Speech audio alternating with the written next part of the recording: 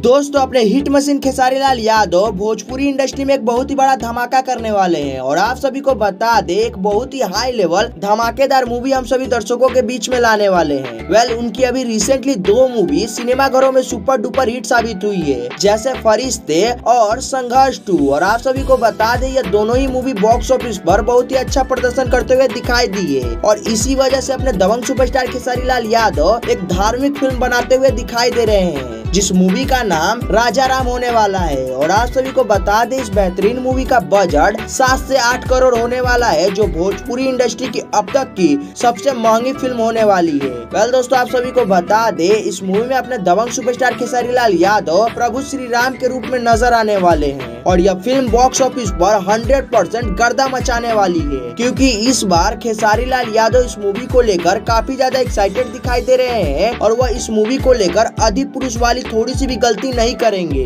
दोस्तों इस मूवी के स्टार कास्ट में हम सभी दर्शकों को एक से बढ़कर एक बेहतरीन एक्टर देखने को मिलेंगे। आप सभी को बता दें इस मूवी में प्रभु श्री राम के रूप में खेसारी लाल यादव नजर आने वाले हैं, वहीं पर सीता माँ के रूप में सोनिका जी नजर आएंगी और लक्ष्मण जी के रोल को राहुल शर्मा निभाते हुए दिखाई देने वाले हैं। दोस्तों मीडिया रिपोर्ट्स की माने तो इस बेहतरीन मूवी की शूटिंग अयोध्या में स्टार्ट कर दी गई है और यह मूवी बहुत जल्द ही हम सभी दर्शकों को देखने को मिलेगी।